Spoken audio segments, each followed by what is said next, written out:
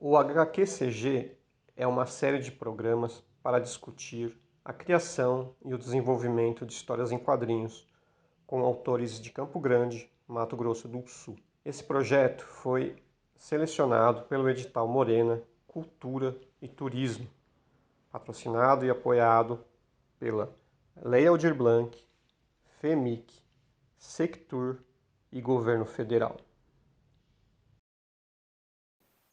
Salve todas as pessoas! A gente está começando aqui a programação do HQCG, um projeto que reúne autores de quadrinhos de Campo Grande, Mato Grosso do Sul. E aí, hoje, a gente vai falar sobre a temática do processo criativo nas HQs. Essa série de vídeos a gente vai discutir sobre a criação e a produção de quadrinhos. Estamos aqui em 4 autores e eu queria pedir para os meus amigos aqui se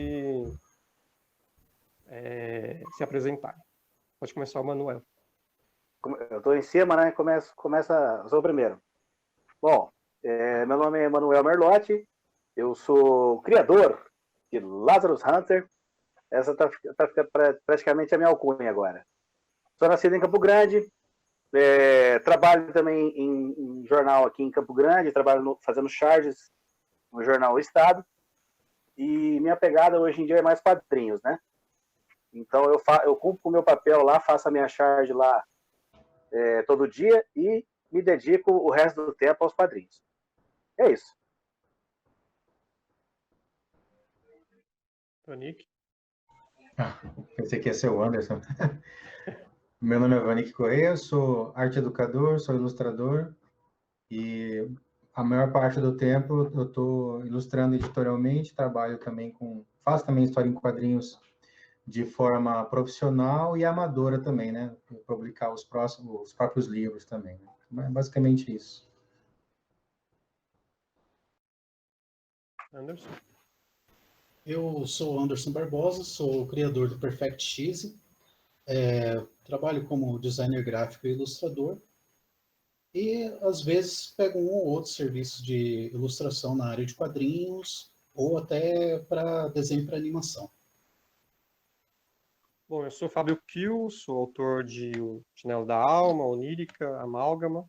Também sou arte educador, muralista e estou aqui com meus amigos para discutir esse tema bem interessante e que vai interessar tanto ao público quanto aos novos autores. Então, eu queria começar com vocês, partindo do princípio que é de onde que parte as ideias, né? Tipo, quando vocês vão criar um projeto, uma história, de onde que parte? Vocês se interessam pelo personagem, parte do cenário, parte de uma ideia fixa que vocês têm? Qual que como vocês costumam lidar com esse início do projeto, né? Da criação, né? Pode começar com o Emanuel, que está em primeiro lugar ali na, na fila. Eu vou ser o primeiro de tudo hoje, hein? Bom, cara, esse negócio de criação, para mim, sempre foi muito orgânico, assim. Tipo, para tudo que eu fiz, por exemplo, vou dar o exemplo da charge, né? A charge, eu pego todo dia uma temática e tenho que desenvolver lá uma charge, né? Um desenho que exemplifique aquela matéria, né? Atualmente é a crise atual do coronavírus, tal. Então, eu desde que eu comecei na charge, né? Então isso para mim, esse negócio de criar, modéstia à parte falando, é muito fácil para mim. Esse negócio de criar, entendeu? Eu nunca tive dificuldade em criar algo. Travei. Esse negócio que eu vejo o pessoal falar de travar, eu acho interessante, porque eu acredito que isso aconteça. E isso não quer dizer que o cara não é um autor genial, não tem nada a ver. Isso cada um tem o seu processo de criar, né? Para criar, eu tenho que pegar uma página ali. Geralmente hoje em dia eu comprei aqueles sketchbooks, aqueles A4. Cara, eu faço tudo ali. Então por exemplo, eu vou fazer uma história em quadrinho. A história do Lázaro, eu fiz tudo assim, fiz página por página. E a história se baseou dali. Porque eu vou muito naquele o método Marvel, né, do Stan Lee. Tipo, você faz a página e depois eu vou colocar o texto. Cara, e isso funciona. Eu acho que, ainda mais se, por exemplo, no caso, por exemplo, eu sou autor, eu vou elaborar a história, né? Vou colocar o texto depois. Mas digamos que você trabalha com outro cara. Aí já é a visão do cara em cima do seu desenho. Aí vai sair um pouco diferente, né? Então, eu faço assim. Tudo que eu tenho que fazer, tudo que eu tenho que criar. Lógico, existe um conceito na cabeça da gente, né? E atualmente, eu vou falar de coisas que aconteceram, assim, para poder ficar mais, né? Atualmente, eu participei de uma coletânea e a temática era terror espacial. Então, e tem um limite, que são 4 páginas.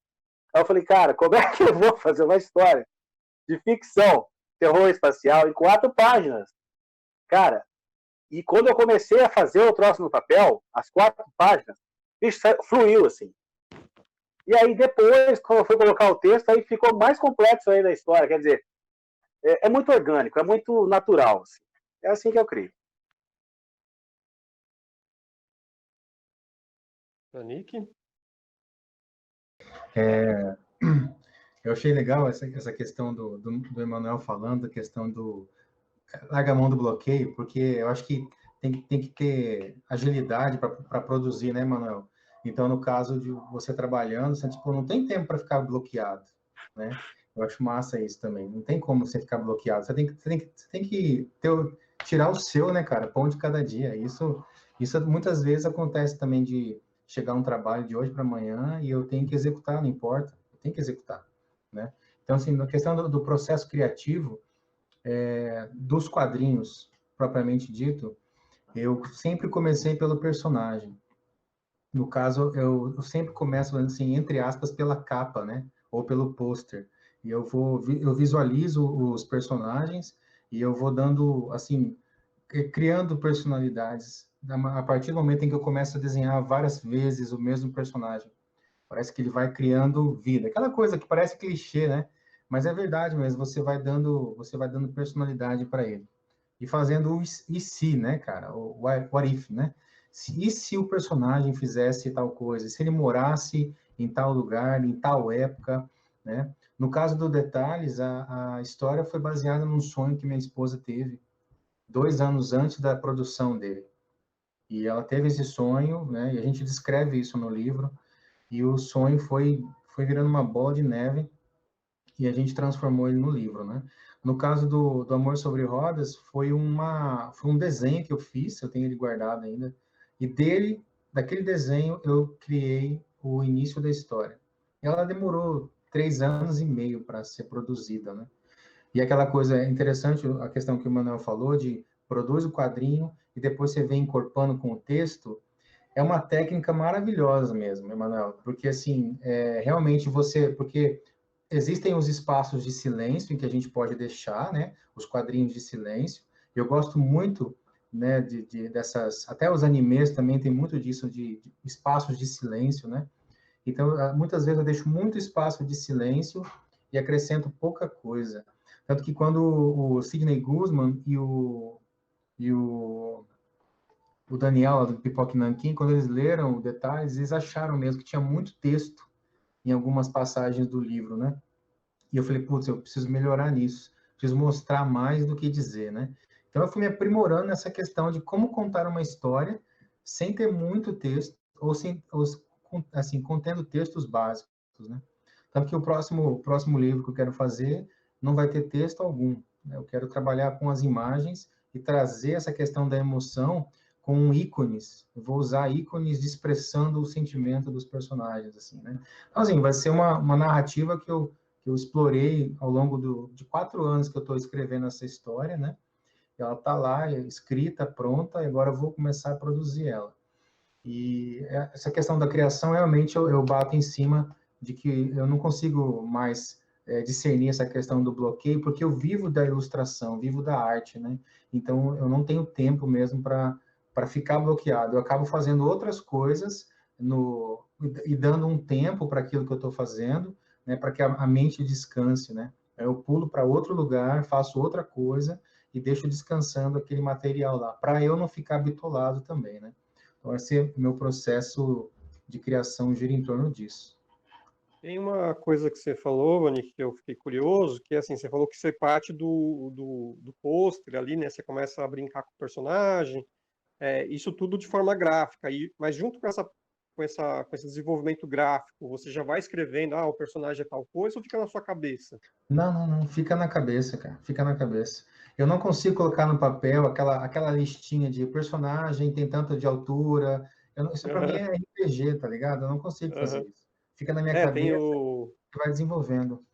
eu fiz um curso uma vez que o cara batia nessa tecla de que você tinha por quase obrigação de fazer um histórico do seu personagem, né? E eu falo, cara, mas eu não consigo fazer isso não porque eu não consigo, não tenho habilidade, eu não consigo fazer isso porque eu acho isso maçante, não vejo E outra, sentido, né? o personagem ele é abstrato, você nunca vai tocá-lo. Então você não tem essa obrigação de ter idade, altura, que época que ele nasceu, como foi o parto dele, se foi traumático a sua infância. Isso depende muito do que você vai construir. Por exemplo, meus Uhum, personagens do Detalhe, sim, tinha traumas de infância. Então eu mostrei eles criança também. Então, assim, uhum, aí tudo bem, né? Mas, assim, os outros personagens eu fui criando não precisava disso tudo. Você via que na família do cara tinha problema lá com a mãe dele, não tinha o pai. Então, nisso já está incluído, né? Você, poxa, estou com um problema uhum. aqui, né? Então, assim, eu não tenho essa coisa também, não. A O história faz Lázaro, a necessidade, cria a o Lázaro necessidade, né, Hunter tem infância, o Emanuel? Você botou isso? tá mudo. Tá mudo, tá mudo.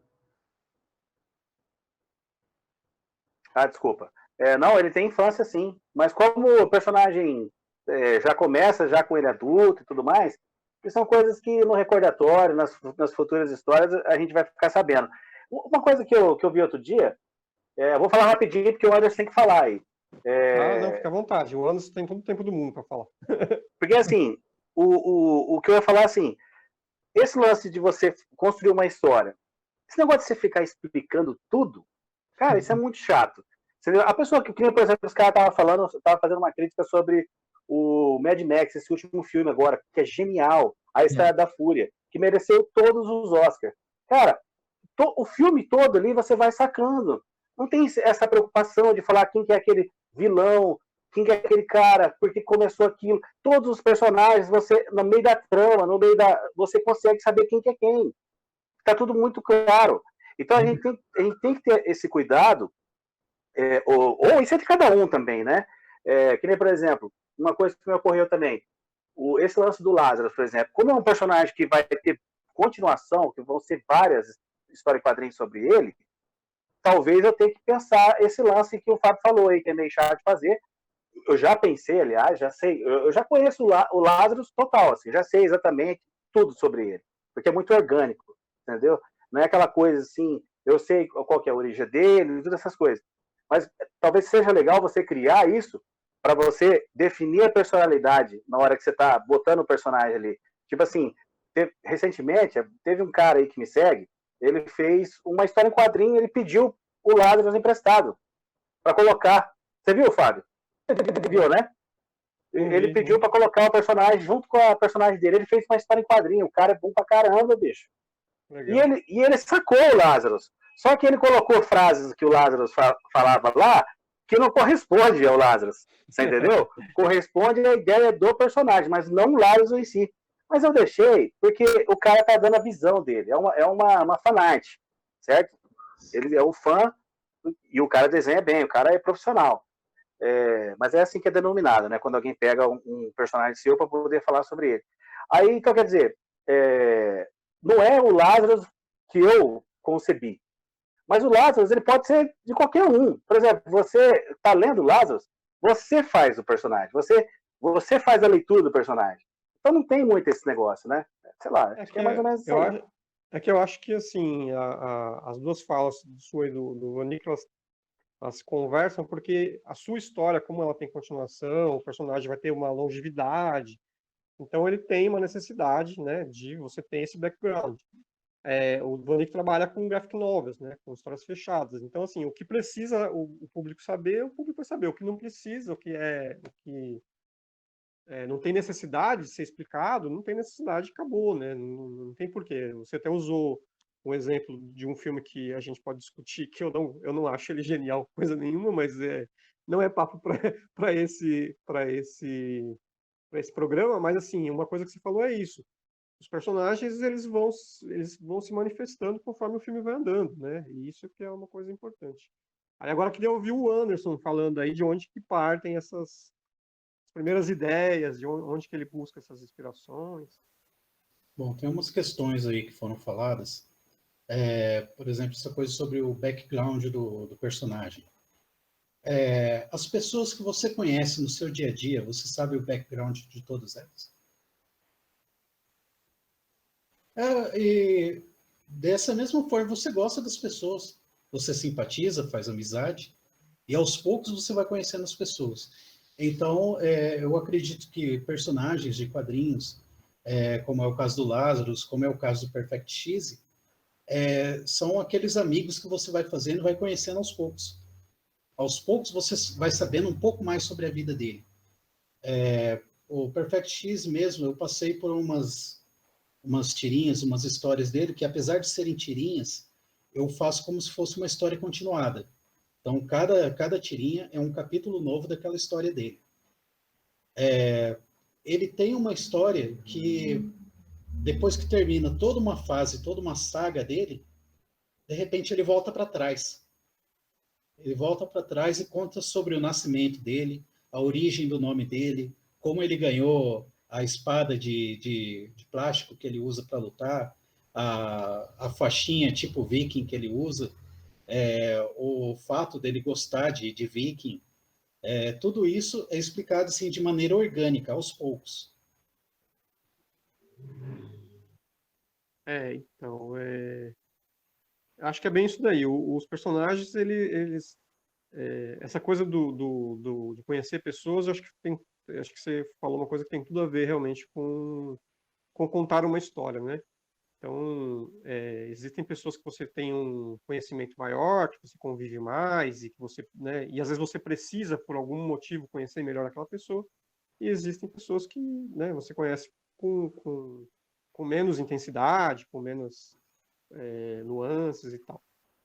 O meu processo esse da onde eu parto, ele é muito diverso, porque cada projeto para mim é um projeto separado. Mas todos eles têm uma coisa em comum, que é essa coisa que acho que vocês já até falaram, que é essa coisa de trabalho contínuo, né? Então, não é raro eu estar tipo rabiscando, escrevendo ou pensando histórias que não necessariamente vão dar em alguma coisa, mas é um processo, né, que vai somando, né? Aquela soma de quantidade de trabalho e de não parar é que vai fortalecendo o seu projeto. Quando você pega o projeto que realmente vai dar em alguma coisa, parece que você já está treinado, você já treinou, né? E eu até falei numa live recente que essa coisa do bloqueio criativo, eu acho que ela é superestimada por uma questão que é assim, nem tudo é bloqueio, nem todo bloqueio é criativo. Tem bloqueio que ele é técnico, tem bloqueio que ele é de praticidade, de prática, né? Então, eu não sei se vocês, mas tem vezes que eu chego na frente do papel e eu, sei lá, não estou muito legal naquele dia e eu acho que eu não vou dar conta de fazer aquilo. Vamos supor, eu tenho que desenhar uma bicicleta. Eu até já desenhei uma bicicleta em algum momento, mas eu me coloco que cara, eu não vou conseguir desenhar essa bicicleta e tal, porque você não está legal, sei lá, não é um dia bacana. E aí, se você se forçar a sentar lá e fazer, você vai descobrir que você sabe fazer a bicicleta e talvez saia mais legal ainda do que você imaginou que você faria, né? Então, eu acho que essa confusão do bloqueio também, ela está muito relacionada a essa coisa de não entender que são pelo menos três partes. Uma é essa criativa, né, essa de elaboração e de pensar as coisas que vão acontecer, como o seu personagem é. A outra é a técnica, que é saber fazer aquilo, ou se não souber, aprender. E a outra é a prática, que é essa de todo dia você ir lá e batalhar contra a folha em branco, né? E fazer aquilo se tornar algo com preenchimento e tal, né? Então eu acredito muito nessa. E eu acho que a pandemia me trouxe muito mais forte essa coisa, né? Porque no começo da pandemia foi engraçado que eu comecei a produzir loucamente, assim, né? Eu acho que até meio que uma negação assim do que estava acontecendo. Eu meio que achei legal, assim, vai ficar preso, beleza, né? Para mim, melhor. Aí, sei lá, um mês e pouco depois que eu percebi que o negócio, que o buraco era mais embaixo, aí a depressão começou, não depressão, mas aquele sentimento, né? Poxa, né? As coisas não vão sair do jeito que eu gostaria.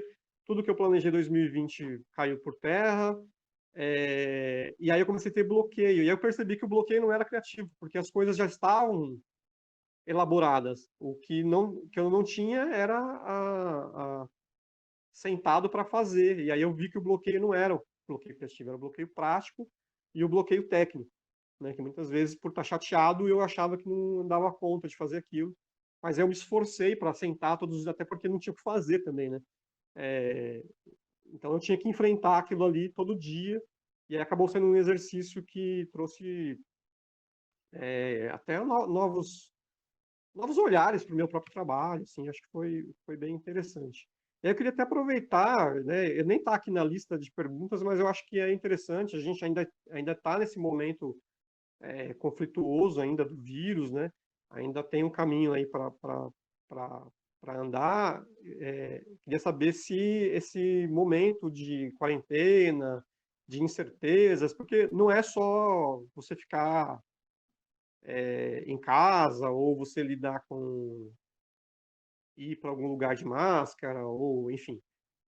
Tem essa coisa também que é uma sensação, né? Que às vezes não é nem a gente não elabora isso, mas com certeza todos nós mudamos muito nesse processo. E eu queria saber se vocês tiveram alguma percepção do que mudou criativamente para vocês, ou, assim, para ser mais prático, né? O que mudou no trabalho de vocês, no processo de vocês, se é que mudou. Manuel. Cara, você falando nesse negócio aí de você se agarrou, né, ao trabalho, eu lembrei do filme Titanic. Tem aqueles músicos que ficavam tocando lá, o barco afundando, né? Rapaz, e é exatamente o que a gente é, né, cara? O que a gente faz. Quer dizer, cada um reage de um jeito, né? Então, tipo assim, eu me senti muito impotente diante do que estava acontecendo. Eu percebi que era uma coisa terrível, que as pessoas iam morrer, e eu me senti extremamente impotente. Cara, o que eu posso fazer para contribuir para o todo? Aí eu lembrei que eu sou chargista, cara, e que eu podia colocar esse sentimento, a crítica, a favor. Eu podia criticar essas atitudes, tanto que teve uma charge minha que viralizou, cara, que eu fiz sobre esse negócio do o pessoal na UTI. Não sei se você viu, Fábio, fazendo força para tampar a porta, e os vírus tentando sair, aquele esforço, e o pessoal lá no bar, curtindo. Cara, essa charge, ela viralizou o mundo inteiro. Foi mais de 100 mil curtidas, cara. Não para de curtir. Foi o único trabalho meu que viralizou. Por quê? Por causa desse sentimento, cara. Os enfermeiros viam aquilo, ficavam, cara, você representou toda a dor que a gente sente, a gente fica muito puto com isso, cara, a gente tá aqui se matando. E o povo tá lá no bar. Então, quando eu percebi que eu podia dar voz para as pessoas, e podia, porque a arte, esse que é o trabalho da arte, né, Fábio?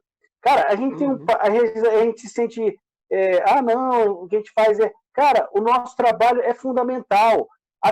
A história vai ser contada através da arte, cara. Vão ver os quadros que foram pintados na pandemia, vão ver as charges.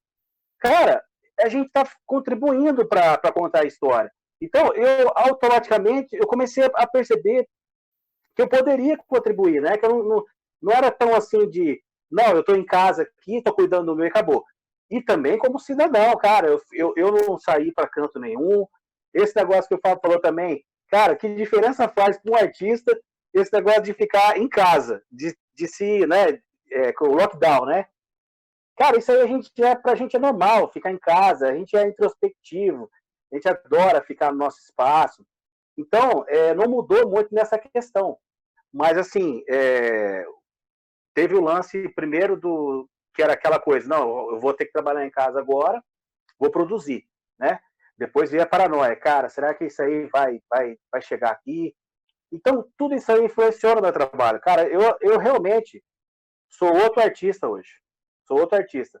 Então, o sofrimento, ele sempre vem, né, para melhorar o artista, para melhorar o ser humano. E isso reflete no nosso trabalho. Então, foi bacana, foi bacana. Eu percebi, eu já mais ou menos sabia qual era o meu papel como artista, mas agora eu tenho certeza que o meu papel como artista, o papel de todos nós aqui, é mostrar tudo de errado que acontece no país, tudo. A gente nunca pode perder isso, pessoal. Nosso trabalho sempre vai ter que ser sempre voltado para poder mostrar as injustiças.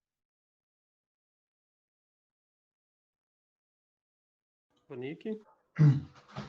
Cara, é assim, essa coisa do home office, né? Sempre para mim foi normal, né? Faz bastante tempo que eu trabalho home office. Então, no começo da pandemia, eu mantive o meu ritmo, porque eu também estava atendendo muito cliente e não tinha tempo para olhar para fora.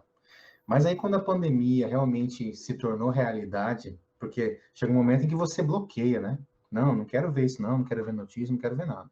Mas a hora que a pandemia chega perto, pô, a pandemia matou um monte de gente que a gente conhece, né, cara? Então, assim, aí você fala, caramba, realmente tá pegando. Só que, cara, eu entendo que o brasileiro, cara, tem um problema, que é a questão da obediência, cara, sabe?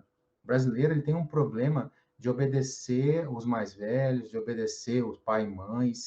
Acho que isso é desde a época do descobrimento aí, entre aspas, né?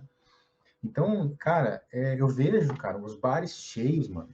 Bar cheio, a shopping tá cheio, tá todo mundo rodando à noite aí. Você passa, se você passar de noite em algum lugar, você olha pro shopping ali, está lotado o shopping, cara. Entendeu? Então, assim, o cara vai de máscara, beleza. Mas, cara, você só vai num lugar desse quando é realmente extrema necessidade, né? Ou quando outro dia, por exemplo, tive que sair, tive que ir, né, nesses lugares, tive que ir. Mas, enfim.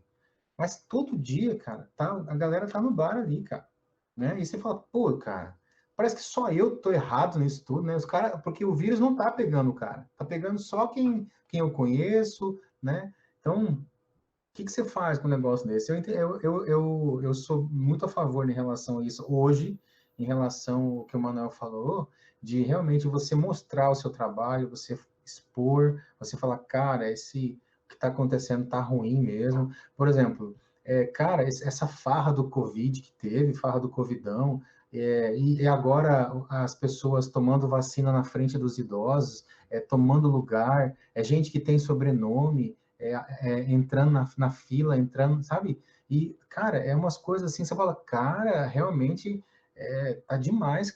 Então, assim, mas eu concordo com essa questão da gente ter que falar. Fala mesmo por meio do seu trabalho, né? Anderson? Quanto à parte do trabalho, no começo não mudou muita coisa, mas teve uma fase assim.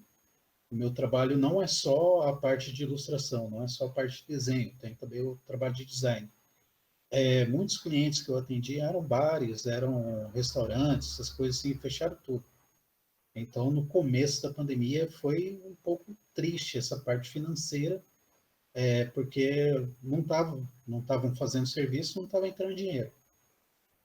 Aí, depois de uns tempos para cá, deu uma melhorada, mas a questão assim, a gente tem que se readaptar, tem que fazer outros tipos de coisa, outros tipos de trabalho, pensar de forma diferente. A questão do home office também, como o Vanik falou, eu já estava acostumado. Então, para mim, não mudou muita coisa em relação a isso, porque trabalhar em casa eu já fazia. É mais aquela questão assim, não sair, né? Isso até, de certa forma, foi economicamente mais viável para mim. Quando aconteceu um negócio importante, que eu acho que vocês vão se identificar e talvez ajude vocês em alguma coisa. Quando aconteceu esse negócio do Covid, e isso ficou muito claro, que o risco de morte se você pegasse o vírus, você poderia morrer. Cara, eu comecei a pensar, o que eu quero da minha vida, o que vai ser a minha vida, o que é importante, qual que é a razão da minha vida. Eu não sei se vocês tiveram essa indagação. E sabe o que veio na minha cabeça? Eu falei, cara, eu quero trabalhar com quadrinhos. Eu quero ser quadrinista. Porque, cara, eu trabalho com caricatura aqui na minha cidade, aqui em Campo Grande, onde a gente mora. Mas, bicho, esse não é meu sonho. Eu faço isso para poder pagar as contas. E aí eu falei, cara, mas aí chega um vírus desse que pode encurtar a vida, certo? E aí você está perdendo tempo. Então, quer dizer, ele veio para mostrar pra gente que a gente não pode perder tempo na vida. Quem tem que correr atrás, quem tem que ser feliz. Foi aí que eu decidi, cara, que eu vou fazer só quadrinhos. Eu toquei só nos quadrinhos. Você entendeu? E foi aí que eu me toquei. Falei, cara, quanto tempo eu vou ficar postergando na minha vida, você entendeu?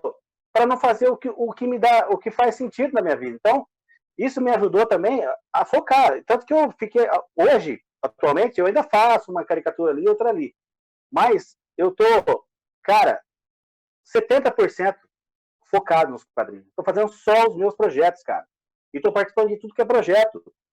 E por participar de outros projetos, estão surgindo outras coisas. Então, quer dizer, você tem que... Você não pode deixar o seu sonho para amanhã. Você tem que viver o seu sonho hoje, cara. Hoje. E tem que correr atrás dele. Então, foi isso que eu aprendi com a pandemia. Entendeu? Eu falei, cara, eu não posso ficar perdendo tempo mais. Eu tenho que fazer o que eu amo. É quadrinhos. Você entendeu? Então, eu achei interessante falar isso aí para vocês, porque foi um lance que me mudou mesmo. Legal, Emanuel. Tem uma coisa que todos nós aqui já falamos sobre isso, dessa coisa mais solitária, né, do nosso trabalho, que é um trabalho realmente... O quadrinho, eu costumo dizer que, assim, você sozinho constrói um universo. Sozinho. Né? Então, o sozinho ele é bom e também, às vezes, ele é pesado. Mas, assim, a gente sabe que é muito fácil se perder nos nossos próprios pensamentos, se perder nas nossas próprias... a gente acha que está fazendo uma coisa que está muito legal e tal, porque você não tem um espelho ali naquele momento para te auxiliar. Vocês costumam trabalhar com pessoas que fazem leitura beta, ouvir críticas que eu falo assim... Porque crítica também é uma coisa mal entendida, né? Crítica vem de critério, né?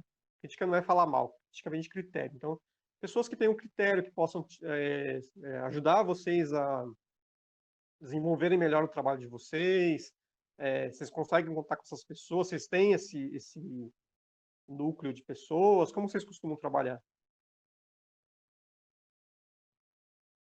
Manuel. Então, cara, eu sou um cara super aberto à crítica. Eu acho que o artista depende também da crítica, né? Mas assim, eu acho que o artista, o primeiro crítico, cara, tem que ser você mesmo. Você tem que criticar o seu trabalho. Porque você pode enganar todo mundo. Todo mundo pode bater no seu ombrinho e falar, cara, você tá mandando bem. Mas você não engana a si mesmo. Você sabe quando você faz um bom trabalho e você sabe quando você faz uma merda. Você entendeu? Então, eu comecei a evoluir como profissional a partir do momento que eu comecei a me criticar. Cara, isso aí tá muito ruim. Eu posso fazer mais do que isso. Por isso que eu, por exemplo, eu sou o tipo do cara, por exemplo, cara, que eu não sinto inveja de artista, colega meu, cara. Porque para mim, ele não é meu adversário. O meu adversário sou eu. Meu adversário é a minha preguiça, a minha prepotência. Você entendeu? Esse é meu adversário. Cara, eu gosto de ver muito documentários sobre os feras, os quadrinhos. Cara, o Jack Kirby, ele deu só um conselho como que fugiu o nome da cabeça agora? Romita Jr. O Romita Jr. Ele deu só um conselho pro Romita. Senta na prancheta e desenha feito louco. O cara tinha que pagar, o cara tinha que sustentar a família. Ele fazia 6 páginas por dia. Você consegue fazer isso por dia, Fábio? O cara fazia 6 páginas por dia. Por quê? Porque tinha que pagar, colocar comida na mesa, cara. Os caras passavam uma série de coisas. Mas ele tá certo. Então, às vezes, a gente fica ali enrolando, querendo fazer coisinha. Não, cara, vai pra prancheta e desenha. E você só vai melhorar como profissional se você desenhar feito louco, cara. Se você desenhar o dia inteiro. Cara, esses caras que trabalham pro mercado americano, eles não têm vida, coitado.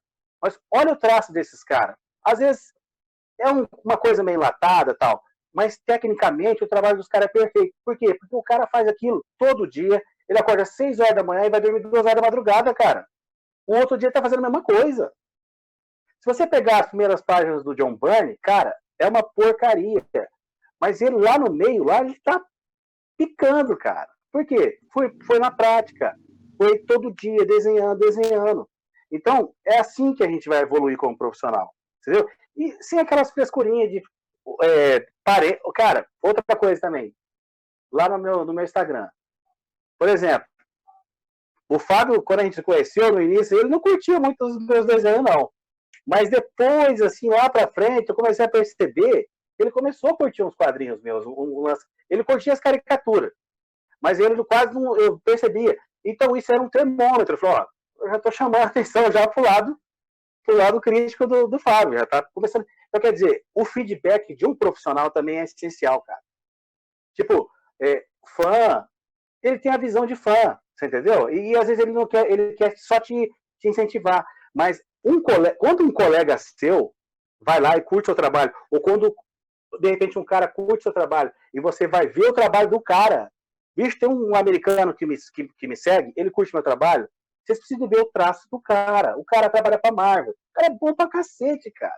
E vira e mexe, ele curte lá um desenho meu lá. Cara, eu fico muito feliz com isso. Isso não quer dizer que eu estou perfeito, mas é um termômetro. Então, nas redes sociais, isso também, Fábio, voltando à questão da sua pergunta, hoje em dia, a gente tem as redes sociais, né?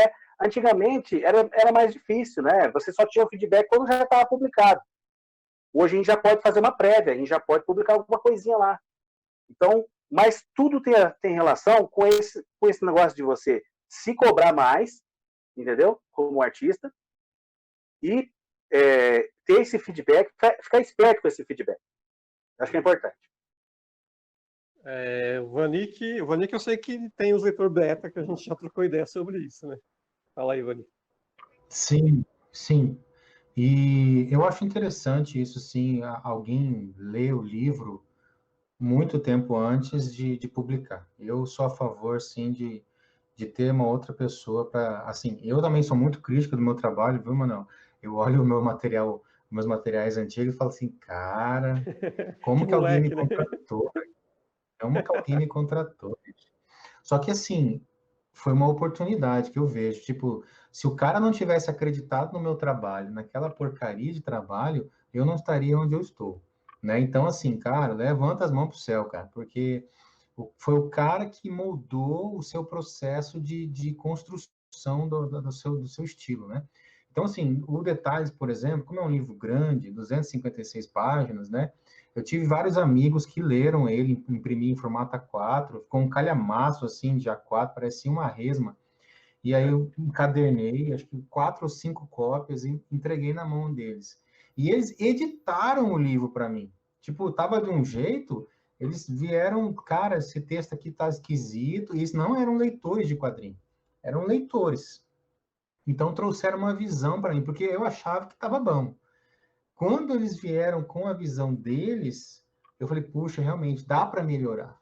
Não que assim, aquela questão que você sempre fala, você perdeu a essência, né? Você perdeu a sua essência, porque, cara, são 250 páginas, né? Eu aprendi com o Rafael Coutinho, do Cachalote, que quando você faz um trabalho muito grande, você tem que fazer ele por capítulos, e você vai alternando os capítulos, né? Faz no capítulo 1, depois você faz o capítulo 4, depois o 5, e volta no 2. Então, eu fui fazendo isso por causa do traço. Eu demorei 1 ano e meio fazendo o mesmo livro, e aí o traço vai mudando com o tempo, porque você vai tendo outros trabalhos também. E você vai aperfeiçoando o seu trabalho, o seu traço, né? Então, assim, eu demorei tempo e fui fazendo, e quando terminei, entreguei para o pessoal ler. O Amor Sobre Rodas foi a mesma coisa, cara. A gente fez leitura beta, a gente leu. Minha esposa editou, cara, ela arrancou um monte de página. Era para ter muito mais página do que 200. Ela, não, isso aqui você tira, isso aqui você tira, você tá enchendo linguiça, tira, vai tirando. E aquela dor, assim, cara, de falar, puxa, eu desenhei esse troço, você vai tirar. Mas assim, mas eu respeitei também, e depois falei, poxa, isso aqui era Se eu quiser fazer uma versão do diretor e colocar ele na internet, ele vai ser maior e vai ter lá algumas coisas que são apenas adendos, cara. Não vai acrescentar na história. São apenas, tipo, momentos dos personagens só, né? Mas, assim, eu realmente, eu concordo com o Emanuel mais uma vez, cara. Ponto, Emanuel, aqui, pum. Realmente, cara, esse negócio de a gente se criticar, cara. E eu sempre falo quando eu dou aula de oficina de desenho, e os meninos querem fazer assim, ah, não, porque meu traço não tá bom, porque o menininho aí desenha melhor. Cara, não, você tem que ver quem foi você ontem, né? Que traço que eu tinha ontem e quem sou eu hoje. Porque realmente, cara, nós somos procrastinadores por natureza, ser humano. E quando você coloca um A bem grande de eu sou artista agora, você não tem mais tempo para ficar para trás, porque você tem que avançar todos os dias, cara. E realmente a Netflix está aí para distrair a gente, a Disney Plus, todas as distrações de WhatsApp, está tudo para nos distrair. Enquanto a gente não coloca lá modo, sei lá, modo não perturbe, que tem um modo não perturbe no celular, né? Não perturbe. E aí você esquece que ele existe, cara. Então, assim, tem um pessoal que eu estudei na História da Arte que eles faziam assim, durante o dia eles desenhavam, trabalhavam, faziam todo o desenho, o trabalho deles realmente, e de noite eles eram artistas, né? Faziam as obras de arte, ou eles iam fazer peças de teatro amadora. Então, eu creio que no mundo que não é perfeito, né? O mundo do artista não é perfeito, nós não vivemos, não somos pagos só para viver de arte, não temos um mecenas, né? Então, realmente, nós precisamos dar duro, realmente, para conseguir fazer aquilo que a gente gosta de fazer, né? Que é fazer história em quadrinhos, né? Tem uma coisa que vocês falam que eu acho interessante, que é assim, né? A melhora, ela é temporal, né? Com o seu aprimoramento, ele vai vir com o tempo. Só que se você nunca terminar nada, se você nunca fizer nada, você nunca vai melhorar, né? Então, é até saudável, né? O Vonick falou, quem deu oportunidade para aquele moleque ali, né? Lá atrás, né? Mas é saudável olhar para isso dessa forma, porque significa que você reconhece que era muito aquém do que você é hoje, do que você conquistou hoje, né? É um caminhar, né? Eu sempre falo assim nas aulas também que essa coisa perfeccionista, uma coisa é ser autocrítico, que é extremamente importante, outra coisa é ser perfeccionista, né? E às vezes as pessoas erram nos 8 e 80, né? Não tem o 8 e 80. A pessoa não se autocritica ou ela se autocritica com excessividade, né? Ela quer fazer sei lá, o primeiro trabalho que ela lança, ela já quer ser o Jack Kirby, ela já quer ser o Dave McKean, ela já quer ser algo que, né, precisa caminhar Então, muito para chegar até mas ali, né? Jack Kirby ninguém vai ser nunca nessa vida, viu? jamais. Mas assim, só para antes do Anderson fazer o adendo dele lá, respeitando a questão do tempo, essa questão da prepotência, realmente, cara, eu fico pensando assim, cara, quando a gente é jovem, a gente acha que sabe tudo, né, cara? E só com o tempo você fala, rapaz, você não sabe de nada. Quem é você para criticar o outro? Você falar mal dos outros, né, cara? Tipo eu e o Manuel, a gente já teve até uns embates aí, por muito, né, no passado, por causa da minha arrogância, minha prepotência, e assim, nunca não sabia de nada, cara, Eu né? também, eu sempre fui arrogante também. Então, aí você fala assim, cara, pelo amor de Deus, né, cara? E só com a idade você vê que realmente você precisava amadurecer muito. E como incutir isso na cabeça do jovem, né, cara? Que acha que tem acesso a tudo e pode saber tudo agora, né, cara? Mas, ó, Eu cheguei, rapidinho, só falar um negócio que eu lembrei. Eu fui na Rio Comic Con, foi o primeiro evento nerd que eu participei. Deve ter uns 10 anos já. Inclusive, eu vi a exposição do Will Eisner, eu vi o trabalho dele de perto, assim, cara. Cheguei até a chorar. Fiquei muito emocionado. Eu participei de uma oficina com o Roger Cruz. Ele falou, cara, aquele dia, ele tipo, toda aquela ilusão que eu achava que trabalhava para a Marvel, ele resumiu numa palavra. Ele falou, nós somos operários. Acordamos cedo, batemos ponto, que nem o operário que constrói um prédio. Nós somos operários. A gente ganha por produção. Se a gente atrasar com página, a Marvel já não te paga no prazo certo. Ela te dá, ela fica sabe, querendo te botar na linha, ou te deixa fora de uma edição. Você tem que trabalhar feito doido, cara, porque é uma engrenagem. Então, quando você se dá conta de que você que o seu papel não tem nada de ser glamour, eu sou um puta. Não, cara, você é um peão. Você tem que acordar todo dia, tomar seu café e ir lá fazer aquilo que você tem que fazer. Você entendeu? Então não tem que ficar enfeitando muito. Eu acordo, eu vou lá todo dia e põe para quebrar. É assim. Fala, Anderson. Bom, a questão de desenhar feito louco que o Vanik e o Emanuel falaram aí, me lembrou, eu dou aula, né, também, e eu falo para os meus alunos que tem a teoria dos 1000 desenhos, que os 1000 desenhos é o seguinte, aquele primeiro desenho que você fez, você está achando que é bonito ou está achando que é feio, não importa, quando você chegar no número 1000, você vai ver o potencial do seu desenho. Porque aí você fez 1000 desenhos para chegar lá. Então você passou por 1000 passos. Então você evoluiu para caramba. Isso eu tiro da minha vida, porque eu tive uma fase que eu tinha parado de desenhar. Eu tinha parado de desenhar, só trabalhar, só trabalho, trabalho, trabalho, trabalho. E foi daí que eu voltei a desenhar, voltei a fazer um desenho por dia.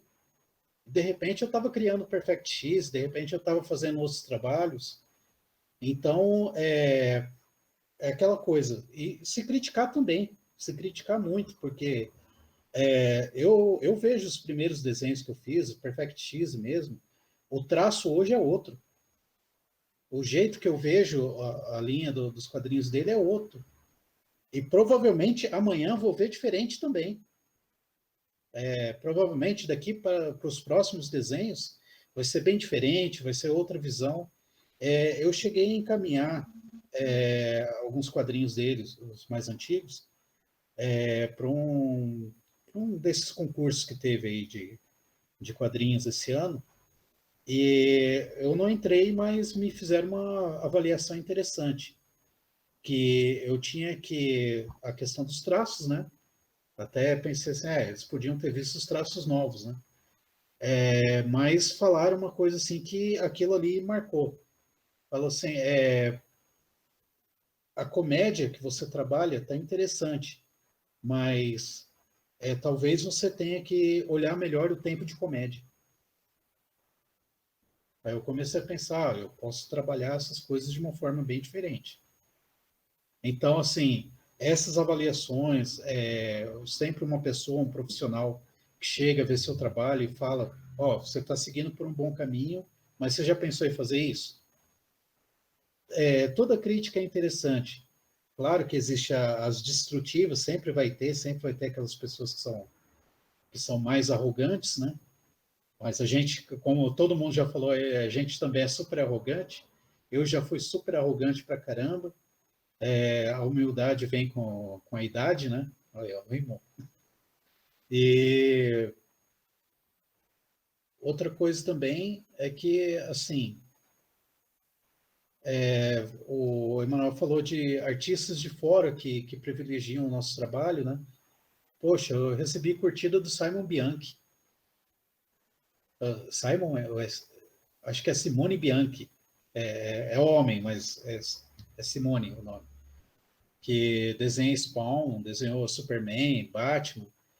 O trabalho do cara é incrível.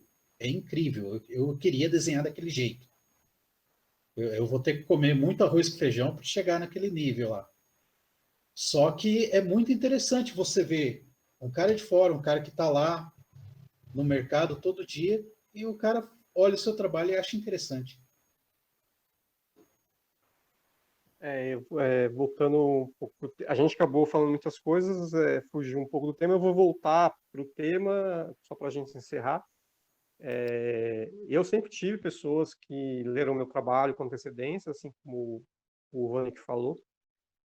Não são sempre as mesmas pessoas, mas são sempre pessoas de confiança, né? Que eu sei que vão vir com a crítica dentro dessa característica que é a crítica do critério, né? Que elas têm o critério. Você não vai te criticar querendo derrubar a sua moral, querer só para encher linguiça, só para dizer que ela entende. Não, ela sempre vai fazer uma crítica ou uma pontuação, que foi a hora? Qual foi a... dizer tapinha nas costas. Tapinha nas Ah, costas. Ninguém quer isso não. aí. Não, e nem isso, e nem naquela crítica dura, que não contribui com nada, que não traz nenhum tipo de acréscimo para o seu trabalho, né? Então, esse último trabalho que eu estou terminando de produzir, teve uma coisa que foi muito interessante, que a Mayara é a pessoa que pegou para fazer correção ortográfica, mas como ela tem uma formação muito boa em letras e tal, ela fez a preparação de texto, né? Preparação de texto é aquele trabalho de ver se o autor está coerente com ele mesmo, inclusive, né? Se a história está andando de uma forma bacana e tal. E a primeira versão do meu roteiro, eu perdi a voz do meu narrador, que é basicamente o meu trunfo dentro do quadrinho, né? A sacada que eu tive do narrador é o que faz com que o quadrinho seja muito interessante. O narrador, na verdade, é um prédio. E aí, como é uma biografia, eu fiquei meio, sei lá, sabe, você fica meio temeroso, mas eu não fiquei temeroso percebendo isso. Eu desenvolvi o roteiro e quando eu não percebi, esse narrador tinha sumido, ele tinha desaparecido, e as possibilidades desse narrador, as camadas, né, como o Emanuel falou lá atrás, lá, do personagem se construindo, né, esse narrador ele construía essas camadas. E eu perdi toda. Aí ela pegou e falou, cara, aqui você se perdeu. Inclusive, não estou encontrando mais o autor aqui, né? É como se qualquer pessoa tivesse escrito essa história. Não está ruim, mas é uma história genérica. Não é uma história sua. Né? Também porque ela conhece o meu trabalho e tal. Então, ela já fez essas comparações. E aí eu falei, cara, teve que uma pessoa me lembrar que eu sou eu, sabe? Assim, uma coisa... mas é muito interessante esse olhar, né? E aí eu fiz uma segunda versão do roteiro, aí ela falou, agora encaminhou, aí fez umas pontuações aqui e ali, que também foram acréscimos. Aí eu desenvolvi o roteiro, né, geral, mudei algumas coisas, foi caminhando, e agora na última versão, mais coisas nas discussões, né? Porque a gente faz um call, a gente liga e se fala. Então, nas discussões, não era uma discussão para ela ter razão ou para mim ter razão, né?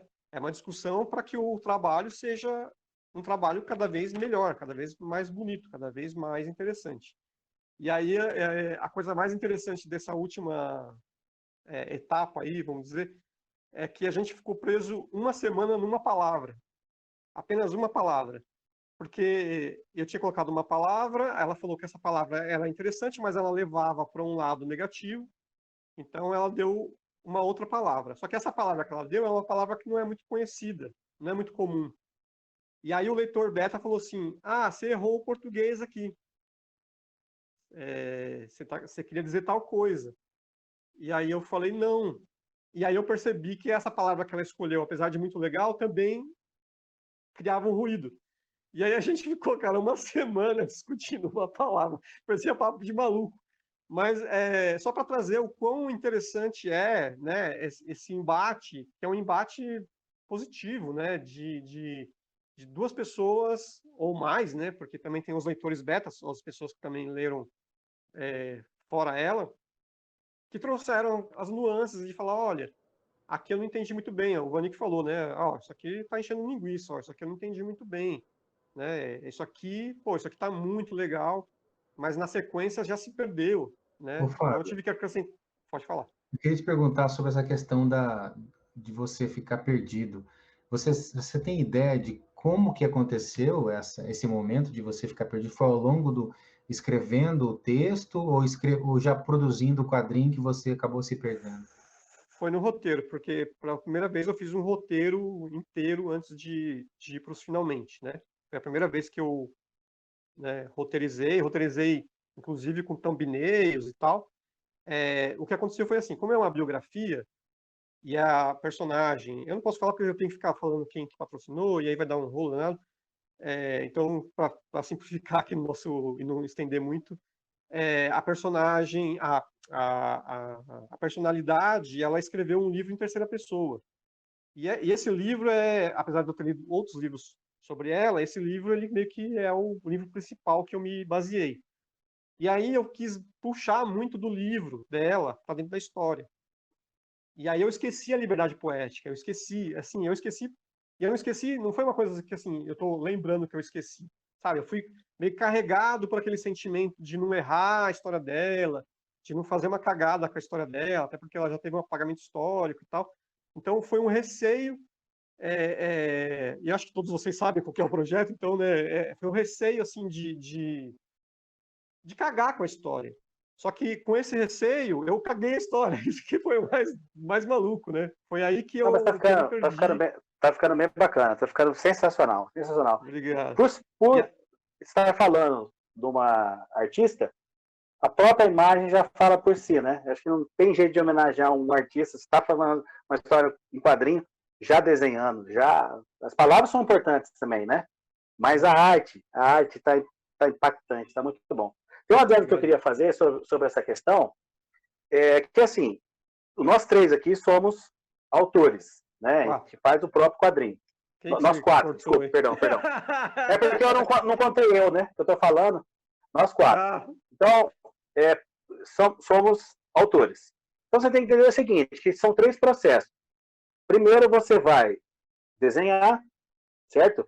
Porque assim, numa história em quadrinho tem o lápis, a arte final, as cores, o editor. Então são vários. Então você é tudo isso junto, né? Então são vários processos que você faz sozinho. Então o que eu queria falar, por exemplo, na narrativa eu sou muito mais direto. A pessoa saca, a pessoa olha a página já saca tudo na narrativa. Mas quando eu vou colocar o texto, às vezes eu coloco muito texto também. Você entendeu? Então, é importante, assim, quando você vai fazer um trabalho, vai fazer um lance seu autoral, é legal você ter um redator, um editor. Importantíssimo. A visão do editor é fundamental. Se você só tiver o editor, cara, ele já cuida do texto, ele já cuida de tudo. Porque ele tem a visão editorial. Então ele vai saber, olha, mano, acho que aqui é muito texto. Eu nunca tive isso, sabe? Eu ando tendo, nessas parcerias que eu estou fazendo, eu conheci alguns editores e eles são os caras que fiscalizam o nosso trabalho, né? Então, eu tô achando, cara, isso tá crescendo demais, assim, o meu trabalho, sabe? E eu acho importante não ter só uma mão mesmo na obra. É legal ter, no mínimo, um editor ali para te chamar para a realidade. Tem um filme, que eu não vou lembrar o nome, que depois a gente pode até, de repente, colocar nos comentários, na caixa lá do YouTube, que ele é um filme que ele fala sobre o primeiro editor que existiu, né, de literatura, considerado o primeiro, né? E é interessante que o escritor que ele editava trazia caixas e caixas de papel que era um livro só. Então o cara tinha 15 o Vanik falou aí de, né, dispensar páginas, o cara tinha uns 15 caixas que era o mesmo livro, e aí o editor que ia lá, né, cortava e falava, ó, isso aqui tá demais, isso aqui tal, porque é esse olhar que não é você, porque assim, tenta escrever um texto e corrigir o seu texto. É quase que certeza que você vai errar o português 3, 4, 5, 6 vezes. Porque você já viciou o olhar. Seu olhar já está viciado. Você não tem outro olhar sobre aquilo. É impossível você ter outro olhar. Né? Você já, tem que tomar cuidado com a redundância também, né, Fábio? Às vezes o fulano está atravessando uma janela e o próprio desenho já está falando isso, já está mostrando isso, né? Uhum. Então tem que tomar cuidado com isso aí também. E eu acho que assim, esse trabalho do editor, preparador de texto, essas pessoas ou até quem não tem possibilidade, um leitor beta mesmo, uma pessoa que gosta, né, de quadrinhos e gosta de literatura e tal, que pode te dar esse feedback, né? Especialmente para o pessoal que provavelmente vai ter muita gente nova assistindo a gente, que está começando, né? Procura, e acho que é uma coisa muito interessante, e aí a pessoa pode falar assim, mas onde que eu vou achar essas pessoas, né? Você vai achar em evento de quadrinho, você vai achar em clube de leitura, você precisa fazer parte do meio. Você precisa. Às vezes tem as pessoas que te seguem no Instagram também. Também, mas é legal, assim, por exemplo, a amizade que a gente fez, assim, tipo, eu cheguei em Campo Grande, conheci o Emanuel o Emanuel, acho que o Anderson, no evento lá do Parada Nerd. né? Aí depois Foi. na sequência eu conheci o Vanik. Então, assim, e a gente está sempre trocando ideias, né? Então, isso é muito interessante porque você vai criando esses vínculos e essas formas de se comunicar e ter esses feedbacks, né? E aí Eu pedi uma dica com você na questão de gráfica, né? Eu falei, Fábio, tá um preço legal? Aí você falou, não, tá razoável, tá razoável. Isso é legal. Então, essas coisas, assim, não tem como você fazer isolado, né? Apesar de a gente começou falando, a gente é autor independente, então a gente faz tudo sozinho. Tudo sozinho até a segunda página, né? Porque aí você vai realmente precisar dessas pessoas. Acho que eu e o Ivanich, a gente conversou sobre isso recentemente, né? Da coisa, pô, esse livro aqui, eu tenho a felicidade de ter um cara, esse livro novo, fazendo o projeto gráfico. E aí, assim, tipo, tá fora da minha... O cara pode até falar, ó, faz uma ilustração tal para pôr na guarda, né? Mas não sou eu pensando aquilo, né? É alguém É uma pensando visão no livro. diferente. Sim. Eu não estou pensando no livro, né? Eu estou pensando no meu trabalho é fazer quadrinhos, né? Então o cara vai falar, ó, você pode fazer uma guarda assim, assado, cozido, cozinhado, né? Ele vai dirigir esse, né? Então é o diretor dessa área, né? Assim como o editor vai editar o texto e coisa, esse cara vai editar essa parte. Então, para esse quadrinho que eu estou fazendo agora do Lázaro, eu contratei um diagramador. O cara é letrista, editor, o cara é uma porrada de coisa. Eu já bolei, já fiz o espelho da história, mas tenho certeza que ele ia falar, Manel, vamos fazer alguma coisinha aqui, vamos mudar aqui. Inclusive, eu fiz umas guardas também, cara, que eu adoro fazer guarda assim, em edição. Já abro com aquela guarda, assim, acho sensacional, bacana pra caramba.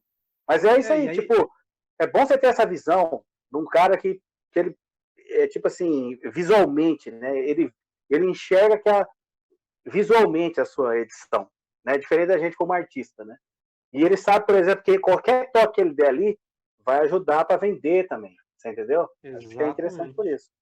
Exatamente. Essa coisa que todos vocês falaram de cortar texto, às vezes cortar uma imagem, às vezes cortar uma página, acrescentar uma página que, né, sei lá, ficou meio voado ali, aí você vai lá e mexe. Quer dizer, isso solitário você não vai conseguir fazer, porque você vai se perder em você mesmo. Você vai ficar maluco. Você vai pirar e não vai conseguir fazer nada. Só uma questão de a gente voltar nessa questão do coletivo, né? Da gente começar a pensar como pessoas que vão se ajudar no processo tanto criativo quanto de publicação também, né? Igual eu falei para você aquele dia que, poxa, quando o Emanuel lançar o material dele no Catarse, a gente tem que fazer propaganda junto, cara. A gente tem que estar junto para impulsionar o trabalho um do outro. Quando o Manuel fazer o lançamento dele, a gente tem que estar lá junto para realmente chamar mais gente, porque quem me segue, às vezes, não segue o Emanuel. Por mais que eu tenha já compartilhado o material do Emanuel, às vezes o cara não segue o Emanuel.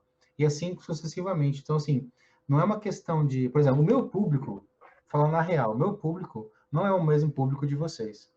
O meu público é o público da igreja mesmo, é o público cristão. Porque os meus livros já têm esse cunho religioso, já tem esse cunho que trabalha mais a questão moral, né? É diferente. Então, mas mesmo assim, eu curto o trabalho de vocês e mesmo assim a gente se ajuda. Esse que é o processo. Por exemplo, tem um pessoal da França, uns amigos que se juntaram, que fizeram a editora L'Association. E eles eram amigos, se juntaram, criaram a L'Association e eles fazem quadrinhos e eles botam num site lá. Só que assim, ninguém fica fazendo um pelo outro, todo mundo só se junta para um promover o outro, né? Eu acho isso legal pra caramba. Não tem essa coisa de quem é melhor que ninguém, porque cada um tem seu público. A ideia o que a gente está fazendo aqui, é que nós estamos juntos para promover os quadrinhos, tanto nós quanto os quadrinhos regionais. É uma porta de entrada, né? Então, assim, a minha fala final é essa, que a gente possa prosseguir, né, nessa questão da gente divulgar os quadrinhos regionais, divulgar o nosso trabalho e ajudar também um ao outro nos editais, nos processos de criativos, né? E um fantasma fechou a porta do Emanuel ali. Foi. Não, mas ó, uma crítica, pegando esse lance que você falou de a gente se apoiar, eu tô fazendo o Catarse. Eu percebi lá que a maioria dos meus apoiadores iniciais são artistas, são colegas meus. E viviam me cobrando, falou, bicho, quando que você vai lançar o Lázaro? Quando que você vai lá? E eles foram os primeiros a contribuir lá. Eu fui ver lá os apoiadores, cara, sou colega, sou padrinista. Você entendeu? Então, eu acho que é uma boa maneira prática. Eu não estou cantando vocês aqui, não, viu? Eu tô falando assim. Porque, por exemplo, eu parei de comprar um pouco quadrinho gringo para dar uma força para esses colegas também. Então, por exemplo, essa grana que eu gastava com quadrinho gringo, não sei o quê, cara, tem uma porrada de quadrinho aqui que eu nem li ainda. Entendeu? Eu vou começar a deixar uma grana para dar um apoio. Isso também ajuda, pessoal, a fomentar o mercado. Você entendeu? Então, se a gente. Lógico, eu não vou apoiar assim qualquer projeto só porque tem que apoiar. Eu vou pegar ali, eu posso escolher também. É de colega, mas eu posso escolher. Se o cara não gostar do meu traço, achar que eu não tenho uma proposta legal, ele não quiser me apoiar, eu acho válido. Não é porque ele é meu colega, ele tem que fazer isso. Mas eu digo assim, isso aí também é legal, da gente começar a ter essa cultura de se ajudar de forma prática, você entendeu? Porra, o colega tá lá com um projeto, pô, vou deixar de comprar um encadernado aqui de R$35, porque o apoio mínimo de qualquer desses projetos é R$40, você entendeu? E ainda com frete incluso ainda. O meu o mínimo lá é R$39,90 com frete incluso. E aí, então eu acho que isso aí é uma maneira legal também. E eu gostaria de escutar alguma coisa do Anderson aí, porque ele tá muito quietinho, muito quietinho. Antes eu só queria falar que a questão da leitura, né, que o Vanik trouxe à tona, também não é excludente, né, porque assim, a pessoa pode gostar de humor e gostar de uma coisa mais densa, porque tem momentos, né, você tem momento que você quer ler uma coisa mais leve, tem momento que você quer uma coisa mais cabeçuda, tem momento que você acha que você quer uma coisa mais artística. Eu acho que não é excludente, né? Eu faço parte de um grupo de leitura, que é um outro espaço que é muito interessante para estar, assim, para trocar ideias e tal, que chama Vortex. E é muito interessante, porque, assim, no mesmo reunião, uma pessoa leu Tolstói, Dostoiévski, e a outra leu Stephen King, sabe? Tipo assim, né? Assim, um vai para uma coisa mais, né, tipo, alta literatura, chamada alta literatura, o outro tá lendo uma coisa mais ali de terror. Um dia Stephen King vai ser alta literatura também. Pode ser. Mas assim, não tenha o julgamento de que isso é certo ler e aquilo é errado ler, né? Eu acho que boas eu acabei de histórias lembrar são boas aqui, histórias. Fábio. Acabei de lembrar aqui do Robert Crumb, cara, que fez a versão da Bíblia, cara. Exatamente, eu Certinho, tenho aqui, cara. inclusive, Gênesis. O cara fez certinho. Por ele ser underground, todo mundo achou que ele ia escolher uma. Não, ele fez impecável, assim. É lógico, ele tirou algumas coisas ali, né? Mas você pega, se você é cristão, você fala, cara, eu não posso nem descer o cacete nesse aqui, porque o cara fez fiel. Então, quer dizer, você não tem muito esse negócio. Eu gostaria, cara, eu amo Jesus, assim, acho Jesus um ser humano fantástico, assim, você entendeu? Eu gostaria de fazer, não interessa a minha religião, assim, acho que todas as religiões, todo mundo tem o maior respeito por Jesus, né, cara? Exceto lá, né? Onde ele foi crucificado. Mas, assim, eu gostaria muito de fazer um quadrinho uma hora sobre Jesus, cara. Você entendeu? É lógico, na minha visão, na minha ótica. Mas eu gostaria muito de fazer um quadrinho sobre Jesus ainda. E é um projeto que eu uma hora ainda vou fazer ainda. Olha os spoilers! Bom, gente, então você vai falar alguma coisa, Anderson? Bom, por favor, né? Antes de mais nada, né? Por falar em projeto, já passou da hora da gente fazer um projeto juntos aí. Vamos fazer, vai sair uma coletânea. Vai sair uma coletânea aí, ó. Só para fazer uma outra coisa mais para frente aí. Essa coletânea vai ser. Vamos ver se a gente faz alguma coisa para CCXP agora no final do ano. De repente a gente pode fazer alguma coisa para. Por exemplo, se for o Fábio, se for eu, se for. Leva o trabalho de quem não puder ir, entendeu? Seria interessante. É uma maneira de incluir todo mundo no evento. Beleza. Bom, é isso aí, gente. Espero que vocês tenham gostado do papo.